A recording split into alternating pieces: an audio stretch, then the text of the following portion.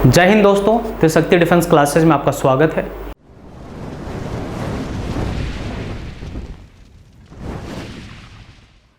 आज का टॉपिक है डिस्ट्रीब्यूटिव प्रोनाउन। जैसा कि आप देख रहे हैं बोर्ड पर लिखा हुआ है। डिस्ट्रीब्यूटिव प्रोनाउन का मतलब क्या होता है? देखिए, ये डिस्ट्रीब्यूट वर्ड से बना होता है।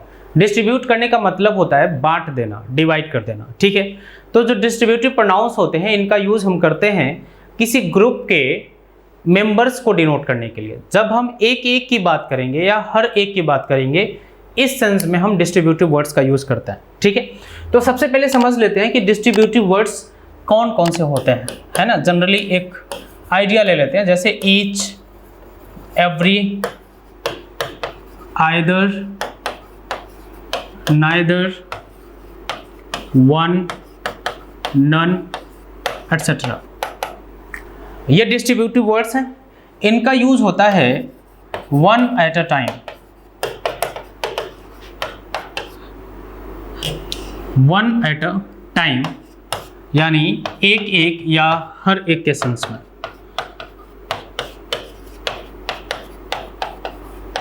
इनका यूज कर देते हैं डिस्ट्रीब्यूट कर सकने के लिए। ठीक है, इनका यूज कर सकते हैं डिस्ट्रीब्यूट करने के लिए। आप समझते हैं कि सबसे पहले तो ये समझना है कि यही वर्ड्स हैं जो मोस्टली इन्हीं वर्ड्स का यूज डिस्ट्रीब्यूटिव प्रोनाउन के तौर पर भी होता है और डिस्ट्रीब्यूटिव एडजेक्टिव के तौर पर भी होता है। तो सबसे पहले समझ लेते हैं कि डिफ्रेंशिएट कैसे करेंगे, कैसे समझेंगे कि कहाँ वो एडजेक्टिव हैं और किस जगह पर इनका यूज एज ए प्रोनाउन किया गया है। तो सबसे पहले इसको समझ लेते हैं। देखिए, अगर हम इन वर्ड्स की बात करें, each, every, either, neither, one, ये वर्ड्स हैं। इन वर्ड्स के बाद अगर किसी नाउन का यूज किया गया हो, इन वर्ड्स के बाद अगर किसी नाउन का यूज किया गया हो, तो जाहिर है कि ये नाउन को डिस्क्राइब करने के लिए यूज होंगे। और आपको पता है कि जब कोई वर्ड किसी नाउन को डिस्क्राइब करता है तो वो एडजेक्टिव होता है। तो आपको समझना है कि जब इन वर्ड्स के तुरंत बाद किसी नाउन का यूज होता है तो ये वर्ड्स बेसिकली होते हैं एडजेक्टिव। ये वर्ड्स हो गए एडजेक्टिव। और जब इन वर्ड्स का फंक्शन एडजेक्टिव का होता है तो इनके बाद ये जो नाउन लिखा गया ये सिंगुलर होता है।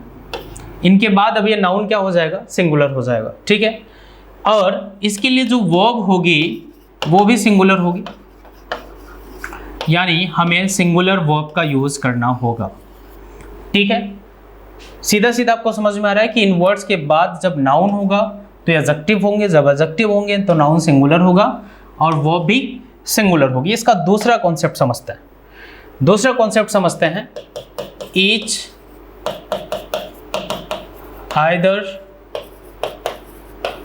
नाइदर, वन, नन, ये डिस्ट्रीब्यूटिव वर्ड्स हैं। अब इन वर्ड्स के बाद अगर ऑफ का यूज हुआ, आप देख रहे हैं कि आप इनके तुरंत बाद नाउन नहीं आया। अगर इनके तुरंत बाद नाउन नहीं आया तो ये फंक्शन एडजेक्टिव का नहीं देते हैं। ठीक है, अगर इनके तुरंत बाद ऑफ का यूज होता है तो इनका फंक्शन होता है डिस्ट्रीब्यूटिव प्रोनाउन का। इनका फंक्शन होता है डिस्ट्रीब्यूटिव प्रोनाउन का। और जब ये डिस्ट्रीब्यूटिव प्रोनाउन होते हैं तो इनके बाद प्लूरल नाउन का यूज करते हैं। तो इनके बाद प्लूरल नाउन का यूज करते हैं एंड वो सिंगुलर होती है अभी भी, एंड वर्ब सिंगुलर होती है अभी भी। ये आपको समझ में आ रहा होगा, ये आप समझ पा रहे होंगे कि अभी हमने पिछली स्लाइड में देखा था कि इन्हीं वर्ड्स का यूज हुआ था नाउन के साथ, तब ये एडजेक्टिव थे। और अब इन्हीं वर्ड्स का यूज हो रहा है ऑफ के साथ, यानी इनके तुरंत बाद ऑफ का यूज हो रहा है। तो इनके बाद अभी नाउन प्लूरल हो गया और वर्ब सिंगुलर हो गई। पिछले में आप देख रहे हैं कि नाउन सिंगुलर था, वर्ब सिंगुलर थी। ठीक है, अब इन्हें हम एग्जाम्पल के थ्रू समझने की कोशिश करते हैं। हम समझते हैं कि एग्जाम्पल किस तरीके से आपके एग्जाम में क्वेश्चंस आता है। देखिए, एक सेंटेंस मैं लिख रहा हूं, ईच स्टूडेंट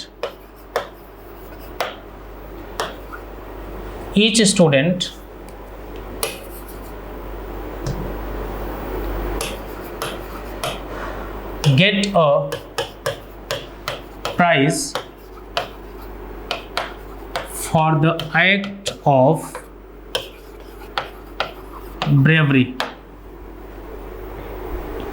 ठीक है, मतलब बहादुरी भरा कार्य करने के लिए हर एक स्टूडेंट को एक प्राइज दिया जाता है, ऐसा सेंटेंस है।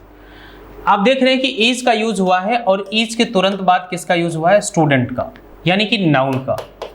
जब इसके तुरंत बाद नाउन का यूज होगा तो ये क्या होगा? एडजेक्टिव होगा। तो इसका फंक्शन एडजेक्टिव का होगा। और आपको पता है कि जब इसका फंक्शन एडजेक्टिव का होगा तो ये जो नाउन है ये नाउन सिंगुलर होना चाहिए।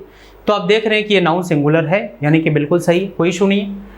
और फिर आप देख रहे हैं उसके बाद गेट का यूज किया गया, यानी वर्ब की फर्स्ट फॉर्म का यूज किया गया। ये प्रेजेंट इंडेफिनिट टेंस में सेंटेंस लिखा है। और आपको पता है कि प्रेजेंट इंडेफिनिट टेंस में जब सब्जेक्ट सिंगुलर होता है तो वर्ब की फर्स्ट फॉर्म में एस और ईएस ऐड कर देते हैं, लेकिन इसमें ऐड नहीं हुआ है। तो ये सेंटेंस क्या है? रॉन्ग है, ये गलत है। आप क्या लिख देंगे इस सेंटेंस को? Each of the. और एक बात और आपको ध्यान देना है कि कई बार ऐसे भी एरर आता है, इस स्टूडेंट के लास्ट में एस लगा देगा तो स्टूडेंट्स हो जाएगा, प्लूरल करके भी उस तरीके का भी एरर दिया जाता है। तो ईच ऑफ द, सॉरी, हाँ ईच, इसके बाद नाउन लिखना है तो जाहिर है कि सिंगुलर होगा, तो स्टूडेंट्स ना लिख करके आप क्या लिखेंगे? स्टूडेंट लिखेंगे। Each student. अभी गेट न लिख करके आपको गेट्स लिखना पड़ेगा। Gets a prize. Each student gets a prize for the act of bravery. ठीक है, अब ये सेंटेंस सही हो गया। तो आपको यहाँ पर सीधा सीधा इसका कॉन्सेप्ट समझ में आ रहा होगा कि ईच के बाद नाउन आ गया तो एडजेक्टिव हो गया, जब एडजेक्टिव हो गया तो नाउन सिंगुलर हो गया, वर्ब सिंगुलर हो गई। ठीक है, चलो एक सेंटेंस और मैं लिख रहा हूँ। इसी सेंटेंस को अगर हम चेंज कर लें, इसी सेंटेंस को अगर हम चेंज करके लिखें, each of the student, each of the student get a prize, इतना ही रहने देता है। Each of the student get a prize. तो आप देख रहे हैं कि जो ईच वर्ड यूज हुआ है इसके बाद क्या यूज हुआ है? ऑफ यूज हुआ है। ईच के बाद ऑफ यूज हुआ है तो जाहिर है कि यहां पर इस ईच का फंक्शन क्या है? प्रोनाउन का है, यहां पर एडजेक्टिव नहीं है। और जब ईच के बाद ऑफ आता है तो इसके बाद जो नाउन लिखा जाएगा तो जाहिर है कि ये स्टूडेंट ही है जो नाउन है। अब इसके बाद जो नाउन लिखा जाता है वो नाउन होता है प्लूरल, बट आप देख रहे हैं कि स्टूडेंट लिखा हुआ है, ये सिंगुलर है, यानी कि रॉन्ग है, ये गलत है। ठीक है, और नाउन तो प्लूरल लिख देंगे बट वर्ब अभी भी सिंगुलर होती है। और आपको पता है कि प्रेजेंट इंडेफिनिट टेंस में जब सिंगुलर वर्ब लिखना होता है तो वर्ब की फर्स्ट फॉर्म में एस और एस ऐड कर देता है। तो ये सेंटेंस इनकरेक्ट है, इसको करेक्ट करते हैं। तो आपको लिखना पड़ेगा ईच ऑफ द। अब ईच के बाद ऑफ आ गया तो इसके बाद जो नाउन लिखा जाएगा वो नाउन प्लूरल होगा, प्लूरल नाउन हो गया।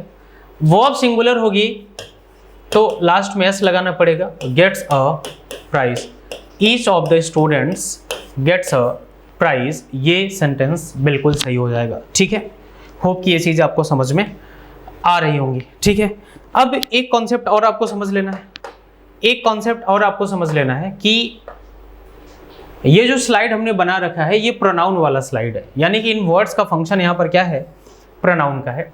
प्रोनाउन वाले स्लाइड में आप देख रहे हैं कि कहीं भी एवरी का यूज नहीं हुआ है। प्रोनाउन वाली स्लाइड में एवरी का यूज नहीं हुआ है, लेकिन अगर एडजेक्टिव वाली स्लाइड हम देखें तो यहाँ पर एवरी का यूज हुआ है। एडजेक्टिव वाली स्लाइड में एवरी का यूज हुआ है। तो आपको यही समझना है कि जो एवरी होता है ना, इसका फंक्शन हमेशा एडजेक्टिव का होता है। एवरी का फंक्शन हमेशा एडजेक्टिव का होता है, ये डिस्ट्रीब्यूटिव प्रोनाउन नहीं होता, ये डिस्ट्रीब्यूटिव प्रोनाउन नहीं होता। ठीक है, जैसे अगर हम एक सेंटेंस लिख दें, every of the students, every of the students get a prize. तो इसमें हम समझते हैं कहां कहां एरर है। सबसे पहले तो आपको समझना है कि यहां पर एवरी के बाद ऑफ का यूज कर दिया गया, और आपको पता है कि जब इन डिस्ट्रीब्यूटिव वर्ड्स के बाद ऑफ का यूज किया जाता है तो इन वर्ड्स का फंक्शन हो जाता है प्रोनाउन का, यानी कि एवरी जो हमेशा एडजेक्टिव होता है इसका यूज हमने प्रोनाउन वाले फंक्शन में कर दिया, तो ये गलत है। तो सबसे पहले तो यही समझना है कि एवरी के बाद ऑफ का यूज होगा ही नहीं। ठीक है, दूसरा आपको ये समझना है कि इसके बाद जो नाउन लिखा जाएगा वो सिंगुलर होगा, ये भी गलत है। तीसरा आपको ये समझना है वर्ब भी सिंगुलर होगी, और आपको पता है कि वर्ब को सिंगुलर बनाने के लिए उसके लास्ट में एस लगा देते हैं, तो ये भी गलत है। ठीक है, तो इस सेंटेंस को करेक्ट कर लेते हैं। इस सेंटेंस को करेक्ट कर लेते हैं। आपको लिखना पड़ेगा every student singular noun, gets कर लेंगे singular verb, a prize, every student gets a prize, every student gets a prize. ये आपका बिल्कुल सही सेंटेंस हो जाएगा। ठीक है, तो मुझे उम्मीद है आपको समझ में आया होगा कि ये डिस्ट्रीब्यूटिव वर्ड्स जो हैं ये कब किस तरीके से एडजेक्टिव हो जाते हैं और कब किस तरीके से इनका फंक्शन एक प्रोनाउन का हो जाता है। ठीक है, अब दूसरा एक इंपॉर्टेंट कॉन्सेप्ट है, उसको हम समझते हैं। हम समझ लेते हैं आइदर और वन का यूज कैसे होगा।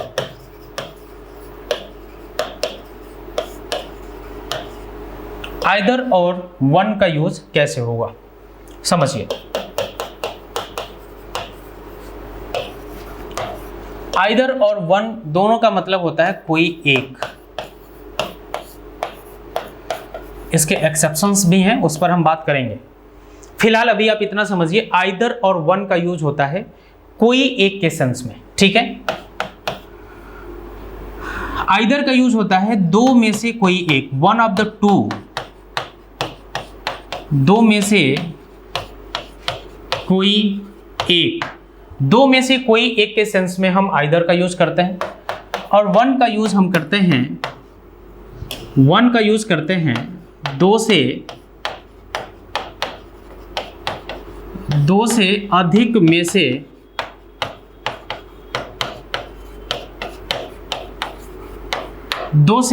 में से कोई एक के सेंस में हम वन का यूज करता है। ठीक है, एग्जाम्पल के थ्रू समझ लेते हैं इसको। अगर एक एग्जाम्पल लिखा जाए, आइदर ऑफ द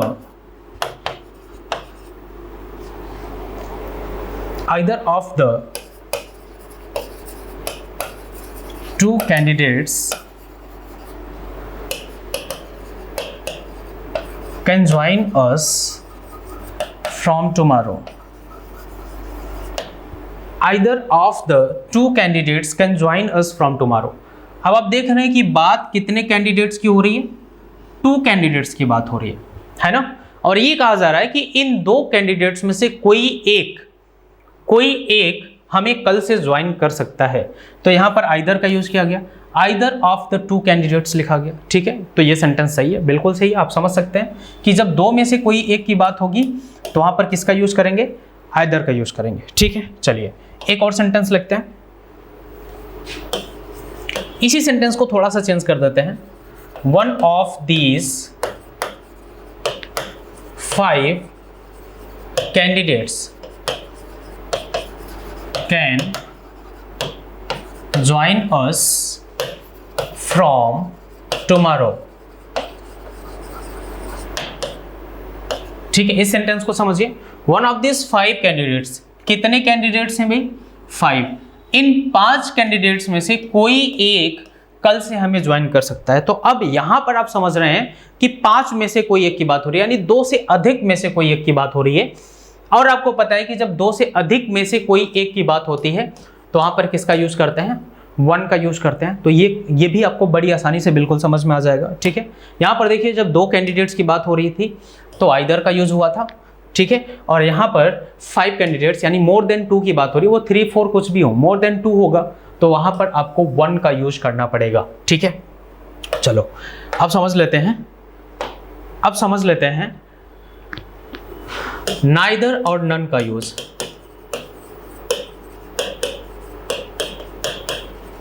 नाइदर और नन का यूज समझ लेते हैं। आपको समझना है नाइदर हो या नन हो, इनका यूज होता है कोई नहीं के सेंस में। इनका यूज होता है कोई नहीं के सेंस में। ठीक है, नाइदर का यूज होता है 2 में से कोई नहीं।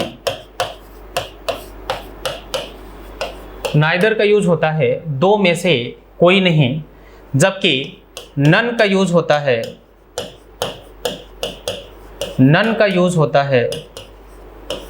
2 से अधिक में से कोई नहीं के सेंस में।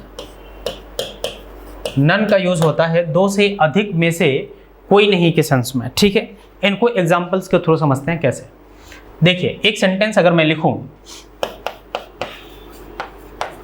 none of his two sons took care of him. None of his two sons took care of him. ये सेंटेंस लिखा हुआ है। आप देख रहे हैं कि none का यूज किया गया है। कितने सन्स थे? 2 सन्स थे, मतलब उसके 2 बेटे थे और उन दोनों में से किसी ने भी उसकी देखभाल नहीं की, ऐसा कुछ इस सेंटेंस का मीनिंग है। तो आप देख रहे हैं कि जब 2 में से कोई नहीं की बात होगी तो वहां पर नन का यूज न करके हमें नाइदर का यूज करना पड़ेगा। तो वहां पर नन का यूज न करके नाइदर का यूज करना पड़ेगा। Neither of his 2 sons took care of him, ऐसा इस सेंटेंस का मीनिंग है। ठीक है, चलिए एक सेंटेंस और लिख लेते हैं। एक सेंटेंस और लिख लेते हैं। अगर हमने लिखा none of these 5 men can lift the box. None of these 5 men, इन 5 लोगों में से कोई भी नहीं इस बॉक्स को या बॉक्स को उठा सकता है। इन 5 लोगों में से कोई भी बॉक्स को नहीं उठा सकता है, ऐसा इस सेंटेंस का मीनिंग है। तो आप देख रहे हैं कि नन का यूज हुआ है और 5 लोगों की बात हो रही है और बोला जा रहा है कि इन 5 में से कोई भी नहीं, यानी 5 में से कोई नहीं, यानी कि मतलब हो गया मोर देन 2, यानी 2 से अधिक में से कोई नहीं का जब सेंस होता है तो वहां पर हम नन का प्रयोग करते हैं। तो ये बिल्कुल सही है और ये सेंटेंस करेक्ट है। ठीक है, तो ये था एक इंट्रोडक्शन, एक ब्रीफ में हमने समझ लिया डिस्ट्रीब्यूटिव प्रोनाउंस का, एक मोटे तौर पर हमने आइडिया ले लिया। इसके और भी एक्सेप्शनल पॉइंट्स हैं, उनको डिटेल में हम जब टॉपिक की स्टडी करेंगे तो डिटेल में हम उनको एनालिसिस करेंगे, उन पर सेंटेंसेस की प्रैक्टिस भी करेंगे। उम्मीद है ये वीडियो आपको अच्छा लगा होगा। अगर ऐसा है तो आप हमारे वीडियो को लाइक करिए। अगर आप हमारे चैनल पर नए हैं तो उसे सब्सक्राइब कर लीजिएगा और दोस्तों के साथ शेयर करना मत भूलिएगा। मिलते हैं अगले वीडियो में ऐसे ही किसी और इंटरेस्टिंग टॉपिक के साथ। जय हिंद।